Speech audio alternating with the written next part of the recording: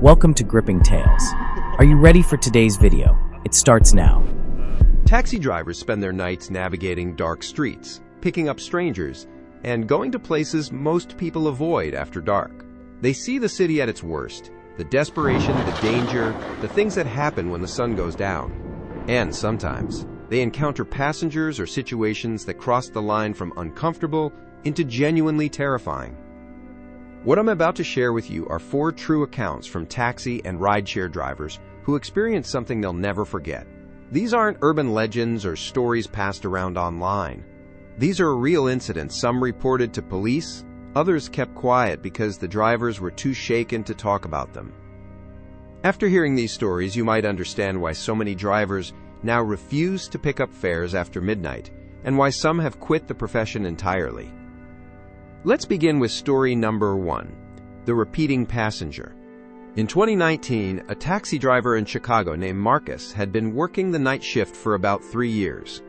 He knew the city well, knew which neighborhoods to avoid, knew how to read passengers and spot trouble before it started. One Thursday night around 2 a.m., he picked up a fare from outside a closed convenience store on the south side. The passenger was a woman in her 30s, wearing a long, dark coat, carrying no purse or bag. She got in the back seat and gave him an address, a residential street about 20 minutes away. Marcus started driving. The woman didn't say anything, didn't look at her phone, just stared out the window. That wasn't unusual. Plenty of passengers prefer silence. But there was something about her stillness that bothered him. She didn't blink, didn't shift position, just stared. When they reached the address she'd given, Marcus pulled over. It was a small house, dark, no lights on. The woman got out without a word, without paying. Marcus called after her, but she walked straight to the front door and went inside. He was annoyed, but decided not to make a big deal about a $15 fare. He marked it as a loss and drove away. 3 nights later, he picked up another fare from the exact same spot. Same time, around 2 a.m., same convenience store. It was the same woman. Same dark coat. Same blank expression. She got in the back seat and gave him the exact same address. Marcus felt a chill run down his spine, but he started driving anyway. This time, he tried to make conversation, asked her if she'd taken a cab from him before. She didn't respond, didn't even acknowledge she'd spoken. When they arrived at the house, the same thing happened. She got out, walked to the door, went inside. No payment, no explanation. Marcus sat there for a moment, staring at the house. Something was wrong. He pulled out his phone and searched the address. What he found made his stomach drop. The house had been the site of a murder-suicide 6 months earlier. A woman had killed her husband and then herself. The case had been in the news. And when Marcus looked at the photos from the news articles, he recognized her. It was his passenger. He drove away fast, hands shaking. When he got home that morning, he looked up the obituary. The woman's photo matched exactly. Same face, same dark coat she'd been wearing in one of the pictures. Marcus didn't work the south side anymore after that. But other drivers started reporting similar experiences. A woman matching that description, getting picked up from the same spot, going to the same address, never paying, never speaking. The taxi company started refusing fares from that location after 1 a.m.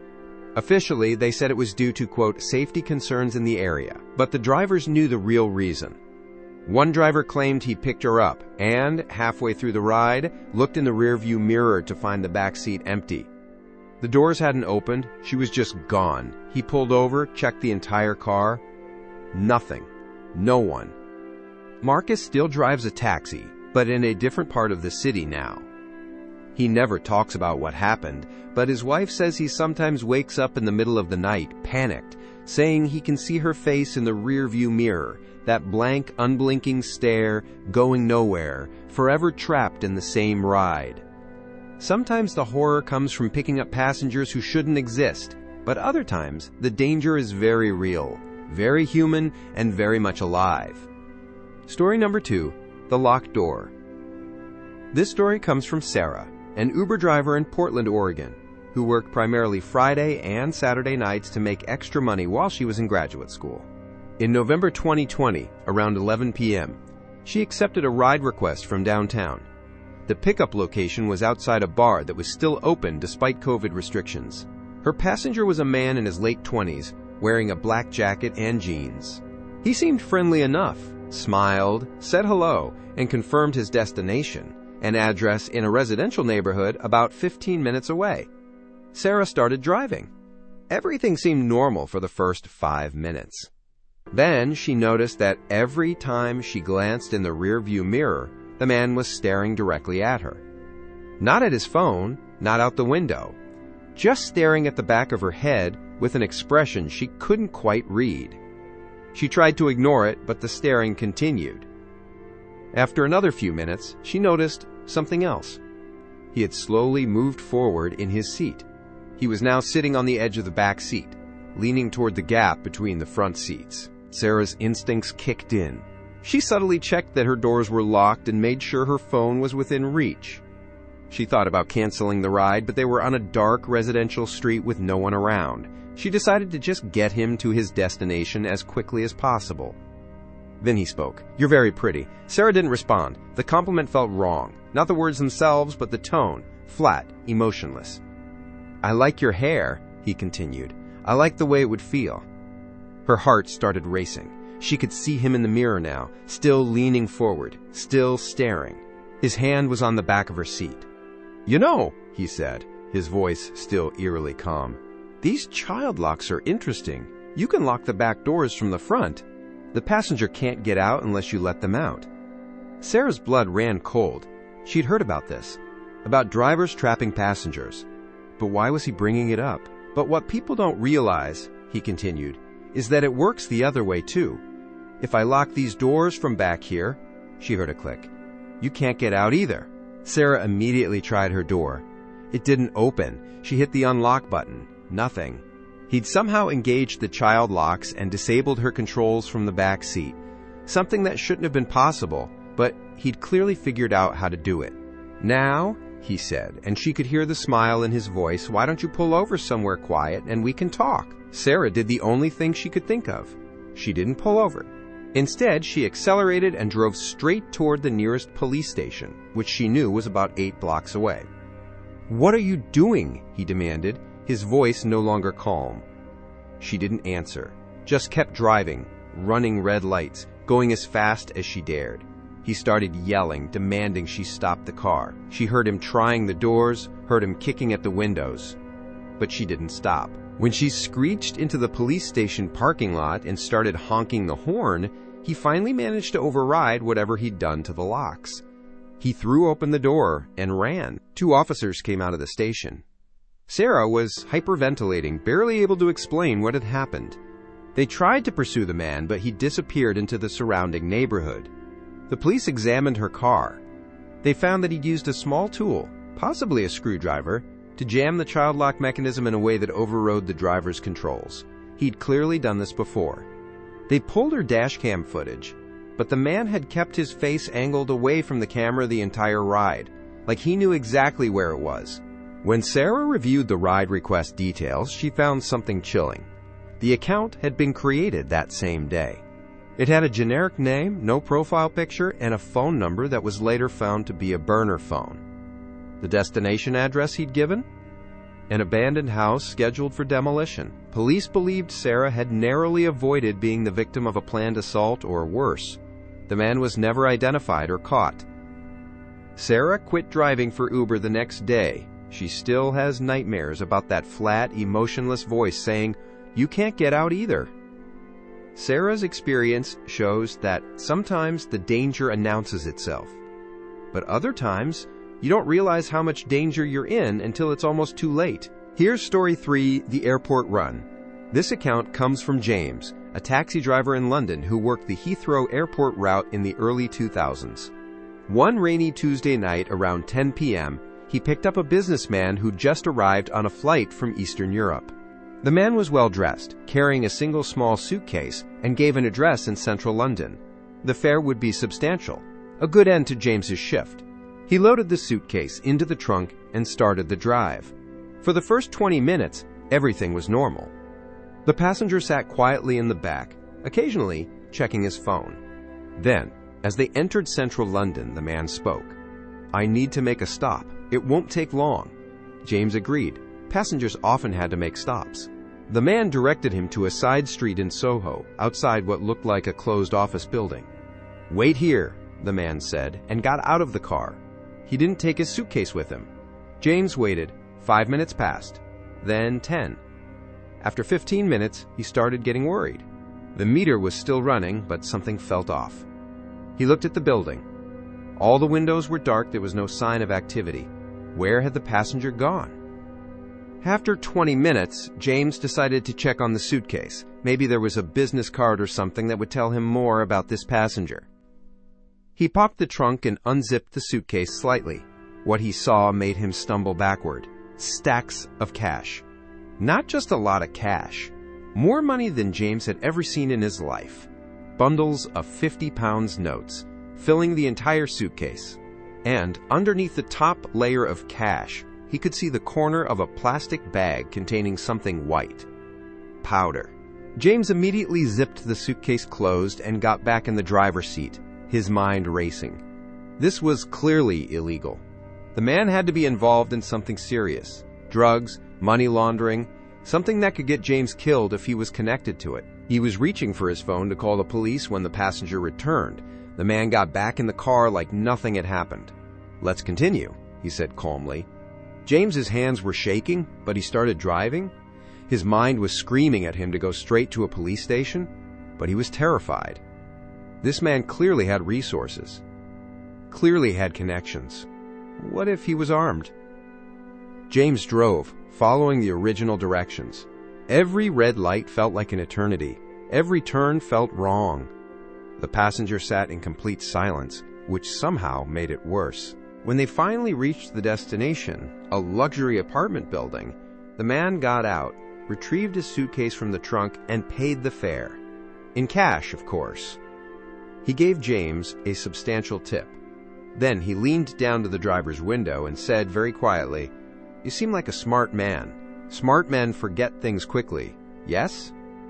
James nodded, unable to speak. The man smiled. "Good. Enjoy your evening." He walked into the building, and James drove away, shaking violently. He pulled over 3 blocks away and vomited. James went to the police the next morning and told them everything. The flight, the address, the suitcase full of money and drugs. They took his statements seriously and investigated. But when they went to the apartment building, the address the man had given didn't exist. The building manager had no record of anyone matching that description. The taxi company's records showed the pickup at Heathrow, but couldn't identify the passenger from the limited information available. The police checked flights from Eastern Europe that night. Nothing conclusive. The man had simply vanished. James kept driving a taxi, but he never took airport fares at night again. And whenever he sees a well-dressed businessman with a single small suitcase, he feels that same cold dread. He still wonders, who was that man? What was in the building? And what would have happened if James had tried to do something during the ride instead of waiting until the next morning? Some questions, he's decided, are better left unanswered. Not all taxi horror stories involve dangerous passengers. Sometimes the horror comes from where you're asked to drive and what you might find when you get there. And so to our final story tonight, the rural pickup.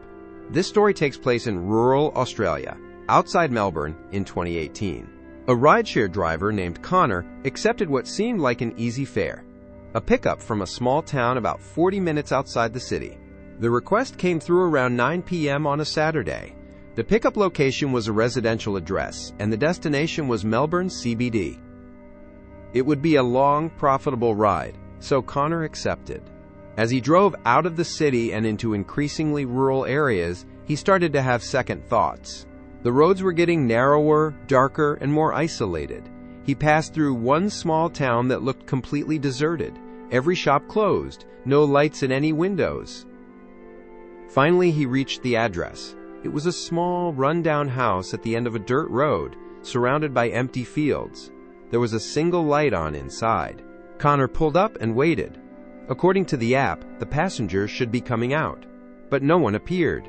He waited another minute, then texted through the app, "I'm here." No response. He honked lightly. Still nothing. Connor was about to cancel the ride when the front door of the house opened. A young woman, maybe in her early 20s, came out. She was wearing jeans and a hoodie, carrying a small backpack. She got in the back seat and said, very quietly, "Thank you for coming. Please drive." Her voice was shaking. Connor started driving back toward the main road, but something was clearly wrong. In the rearview mirror, he could see the woman kept looking back through the rear window, like she was checking if someone was following them. "Are you okay?" Connor asked. "Just drive. Please? Fast?" Connor accelerated, now genuinely concerned. "Do you need me to call the police?" "No! No police. Just get me away from here." They drove in silence for about 10 minutes, getting back onto the main highway. The woman finally seemed to relax slightly. "I'm sorry," she said. "I didn't mean to scare you.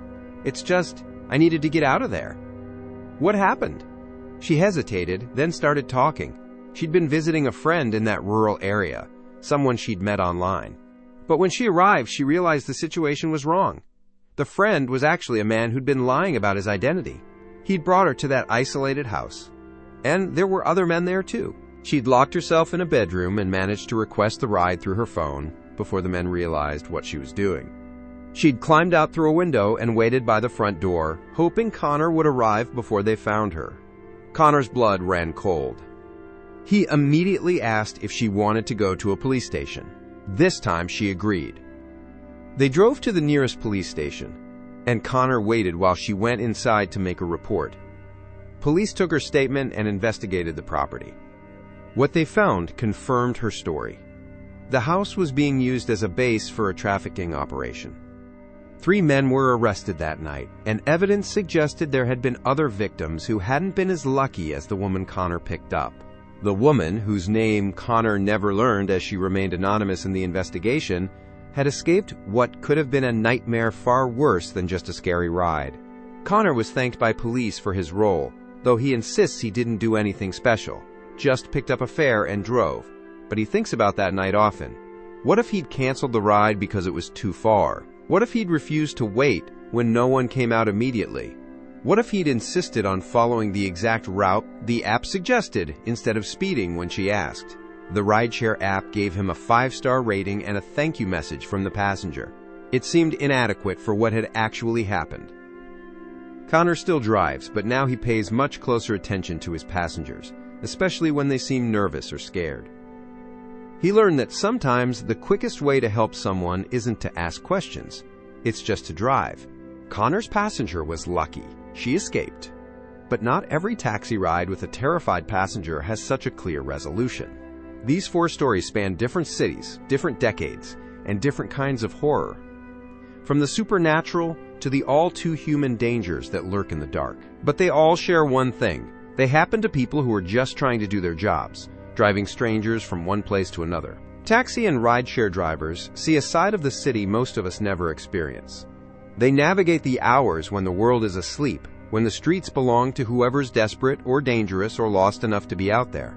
If you're a driver and you've had an experience that still haunts you, something you can't explain or something you've never told anyone, leave a comment below. Until next time, stay safe out there. And remember, the next time you get in a taxi late at night, think about the stories the driver could tell, and be grateful they're willing to drive you home anyway. Thanks for watching. Every ending hides the beginning of another tale, and ours is already on its way. Stay tuned, you'll find the next chapter right here, and soon.